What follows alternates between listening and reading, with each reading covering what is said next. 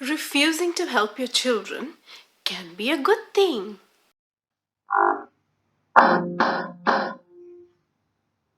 Welcome to today's episode of Truly, Madly, Intentionally Mom, the place where I like to share my parenting experiences to help raise consciousness and intentionality around parenting. Today's episode is more like an extension of the previous episode.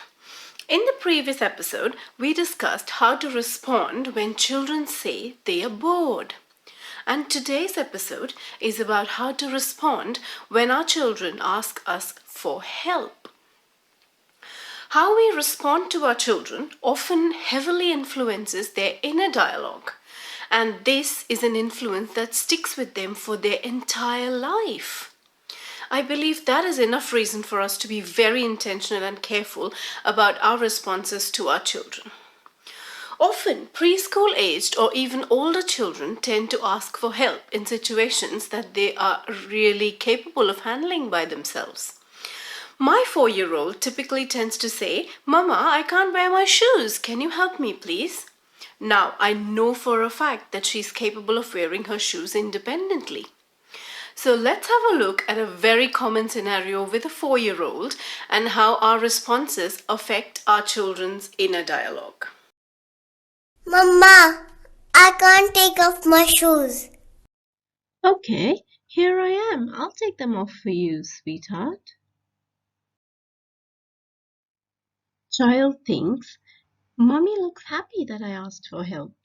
Maybe this wasn't something I could have done by myself. Mama, which is the front side of the t-shirt? This, here you go.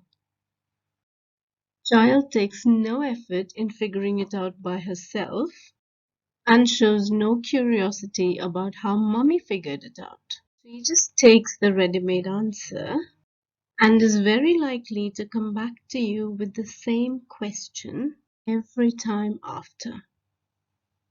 In the two scenarios above, the child is capable of solving the problems herself, but it is the too early intervention and the ready-made answers from the mother that eradicate the need for any kind of effort from the child's side. When we adults are too available or too quick to solve everything for our children, it robs them of opportunities to stretch their creativity to solve their own problems. It also silences their curiosity about the process of solving the problem. Needless to say that when we offer help, our intentions are undoubtedly well-meaning. But I think it is crucial for our children to encounter situations within the confines of a safe environment where there is no help available to them, so that they can get creative, get it wrong a few times until they find creative solutions and start doing it their original way. Now let's take a look at some helpful responses that we can all work our way towards.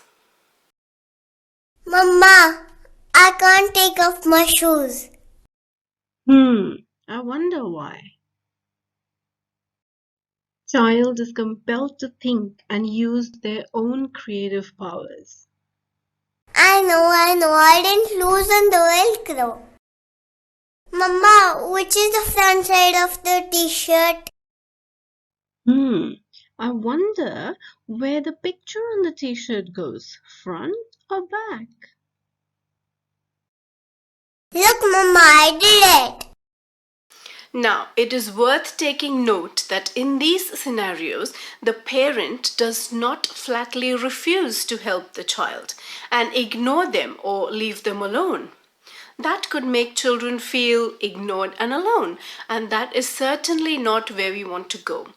But the parent also does not solve their problems for them or give them ready-made answers. It is the parent's role to be present while the child tries to solve the problem on their own and, if needed, gently nudge them in the right direction. But the key is to do only the bare minimum that is absolutely needed. Now, as is with every parenting situation, there is a lot of subjectivity to these scenarios too. So, if you know, for example, that your child is extremely tired today, or he or she has had 3 full blown meltdowns in the day already, then it is, of course, a better idea to help them straight away and not turn something as simple as wearing shoes into a power struggle. Also, like I had said in the previous episode, children sometimes are trying to communicate other needs by acting out. And that may be the case here too. And so, if you sense that the asking for help is a part of a larger picture, like the beginning of a meltdown, for example, then you might want to deal with it differently. But the basic idea is to come out of our at your service always mindset and to be okay with refusing help, even if that means our children might sometimes cry or have a tantrum over it. Refusing help is not bad parenting. In fact, I think it is good because one, it strengthens our children's inner dialogue to be one of I am capable, I can do it. Two, it takes the burden of constantly running behind your children off our shoulders. Three, it helps you raise independent and self confident children who feel empowered to use their own creativity to solve their own problems. Win win, or win win win, I would say. What do you think? I'd love to hear your thoughts about this idea, so feel free to send me a direct message on Instagram or we could chat here in the comments. Thank you very much for watching. In the next episode, I will be sharing with you a new concept that has helped me immensely in encouraging my daughter to play independently without constantly needing me to play with her. So stay tuned, subscribe to this channel and hit the notification bell to make sure you don't miss an episode. Until next time, take care and bye.